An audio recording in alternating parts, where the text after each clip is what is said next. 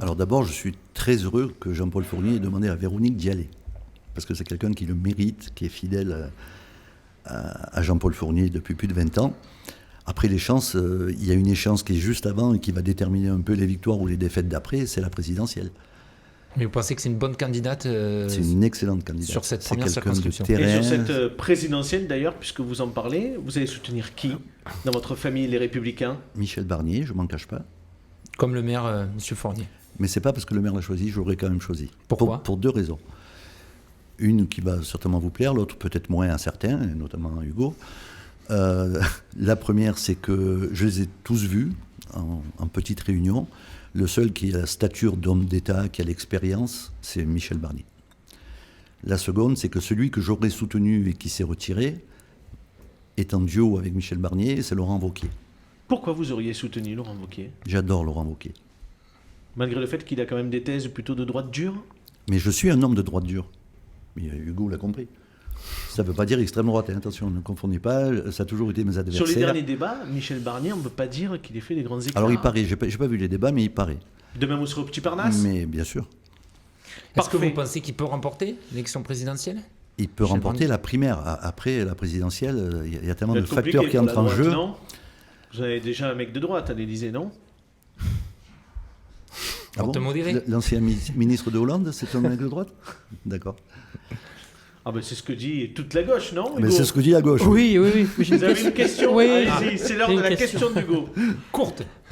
Ah oui, ne nous faites pas une Nicolas Pellegrini. J'ai pris son fauteuil. Oui, mais la France est soumise et le Parti Non, communiste, mais- c'est pas pareil. J'entends M. Tiberino qui parle notamment de Laurent Wauquiez. Moi, ma question, c'est sur la grande confusion qu'on vit actuellement. On a parlé de l'extrême droite au début, et l'extrême droite, ça ne s'arrête pas, c'est pas cantonné à un débat. Aujourd'hui, on a un personnage comme Éric Ciotti dans la primaire qui arrive avec des thèses très radicales. Monsieur Wauquiez est également sur cette ligne-là. Non. C'est- Wauquiez n'a jamais dit au deuxième tour, s'il y a Macron-Zemmour, je vote Zemmour. Il entretient néanmoins Non, des ambiguïtés. Non, pas du tout. Et, Et donc, vous aurez remarqué que je ne soutiens pas Ciotti, qui lui est très à droite. dans cette grande confusion-là, qui a été marquée localement, politiquement quand même, au mois de juin, dans les élections départementales, je pense que vous en souvenez, vous avez été élu, par le refus de la droite nîmoise, de la majorité municipale, de soutenir la gauche face à l'extrême droite, renvoyant dos à dos l'un et l'autre, et notamment Laurent Burgoa, le sénateur qui a été battu par la suite, qui a refusé de prendre position. C'est long, Hugo. Cette grande confusion, mais je suis fidèle. Il reste 7 minutes Cette grande d'interview. confusion Dépêchez-vous, on a beaucoup de questions. entretenue, moi je voudrais savoir comment M. Tiberizo se positionne face à l'avancée des thèses d'extrême droite au sein de son parti politique. Monsieur Tiberino, il a un exemple précis, et tu devrais t'en souvenir. Lorsque Denis Boide a démissionné du conseil départemental, j'ai été candidat pour le remplacer à la présidence du département. Et les 3 voix, ou 4, je ne sais plus, du Front National m'auraient permis de gagner. Je me suis retiré parce que justement, il y avait ce risque. Donc la position de mon parti, il est multiple depuis qu'on a créé l'UMP. Ça va de la droite dure au centre mou. Moi, je suis dans la droite dure, mais pas celle de Ciotti. Il n'y aura jamais le cordon rouge, je ne le franchirai jamais, je ne l'ai jamais franchi. Justement, on parle du département. Vous avez réussi, Hugo l'a dit, à conserver votre place de conseiller départemental. Votre Alors que ambition- Coralie avait dit que je perdrais. Ah, ben ça, on doit l'avoir J'en enregistré parlerai quelque avec part. elle demain soir. Votre ambition, c'était de porter un projet de reconstruction d'un collège à l'ouest de Nîmes. Est-ce que c'est possible ? Je m'en entretiendrai avec Madame Laurent Périgot. Mais vous voulez Vous porter... n'avez pas ce- posé la question depuis le mois de juin? Vous Non, l'envoyez j'ai pas eu moins que Denis Boide, et je le regrette. Mais encore hier, j'étais au collège Jules Verne qui connaît de grosses difficultés parce que les élèves de Diderot sont à Jules Verne et ça crée de grosses difficultés. Donc je maintiens ce que j'avais dit pendant la campagne. Il faudrait un collège à l'ouest, mais qui ne soit pas implanté dans le quartier populaire, qui soit un peu à l'écart. Alors, vous êtes président également du CITOM Sud-Gare, en charge des déchets. On le sait, question de Coralie Mollaret, le coût des déchets augmente et va augmenter encore dans les prochaines années. Est-ce que vous pourriez mettre, comme chez vos amis de l'agglomération de Bagnols-sur-Cèze, une redevance incitative? Hors de question. Pourquoi? Alors d'abord, c'est pas moi qui décide, hein, c'est la Nimétropole, c'est l'agglo.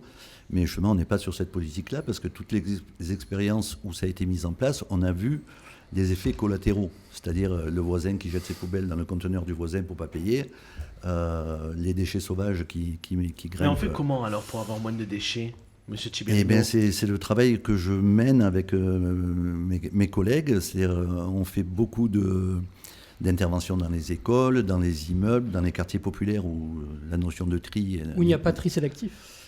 Ça va arriver d'ailleurs Ça va arriver. Ça va arriver. En 2022 ? Non, je pense pas. Non, il faut du temps, mais... Pourquoi c'est si long à mettre en place ? D'abord, il y a la conception des bâtiments qui fait que c'est compliqué. Donc, il faut travailler avec les bailleurs sociaux. Ça, c'est le travail que mène mon collègue Angèle Rass, qui lui a en charge la collecte. Moi je fais que brûler. Je suis le dernier maillon de la chaîne. Mais on travaille tous ensemble parce qu'en effet, c'est un enjeu majeur du XXIe siècle, avec toutes ces taxes qui vont grimper, puisque je rappelle que la TGAP, donc la taxe générale aux activités polluantes, va doubler en 4 ans concernant l'incinération, il va tripler en enfouissement.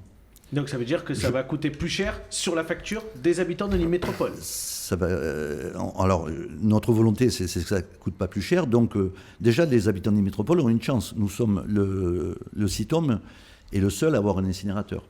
Aujourd'hui, tous les syndicats mixtes du département, et notamment le Garo-Danien, tapent à la porte pour venir chez nous, parce que l'enfouissement coûte de plus en plus cher.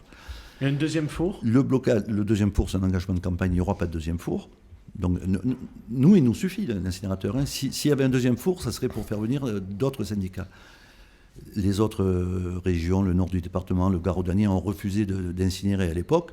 Aujourd'hui, il y a un blocage parce que c'est la région qui mène le bal, et la région refuse justement qu'il y ait un deuxième incinérateur de la gare. Donc, vous voyez, c'est très complexe. On donne la parole à Nabil pour qu'il vous pose sa question.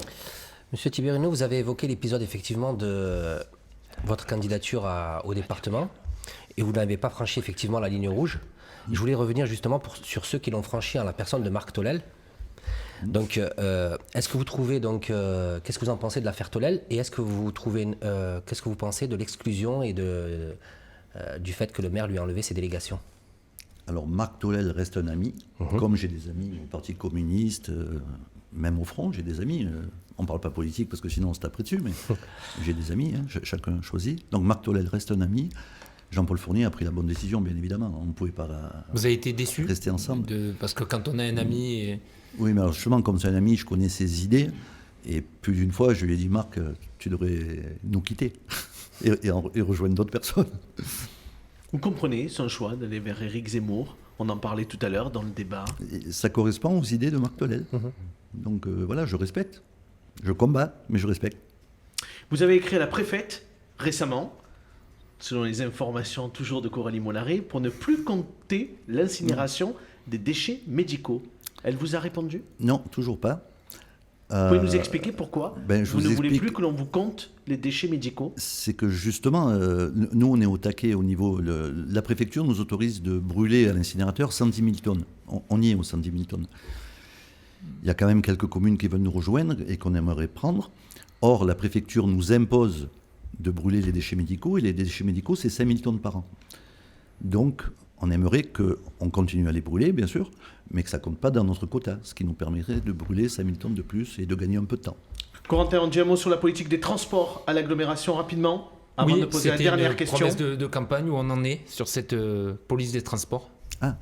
Alors on y travaille ardemment. Parce que vous êtes en charge de la sécurité à l'agglomération. Oui, je n'ai pas complètement quitté la sécurité, j'en suis ravi. Donc je m'occupe actuellement toujours donc, du CIUVP, du centre névralgique de la vidéoprotection, qui dépend de Nîmes Métropole. Mon dossier sur la police des transports est prêt, je l'ai revu un peu à la baisse parce que vous connaissez l'état des finances de l'agglo, et je dois voir le président Franck Proust et le directeur général des services la semaine prochaine pour pouvoir présenter mon projet et voir si on peut attaquer cela. Mais vu l'actualité, et hier je vous disais, j'étais à Jules Verne avec des gros problèmes dans les transports de sécurité, je pense qu'il est indispensable qu'on crée cette police des transports. Il nous reste 30 secondes pour une dernière petite question politiquement coquine pour finir comme on a débuté. Qui voyez-vous pour succéder à la mairie de Nîmes ? Vous êtes plutôt Franck Proust ou Julien Plantier ? Ou Richard Tibérino ? Non, certainement pas Richard Tibérino. Julien et Franck sont deux amis. Il nous reste 5 ans de mandat à faire. Je vais vous répéter. Entendez bien avec Franck Proust, non ? Oui, c'est pourtant lui qui m'a un peu pénalisé il y a quelques années, comme quoi je ne suis pas rancunier.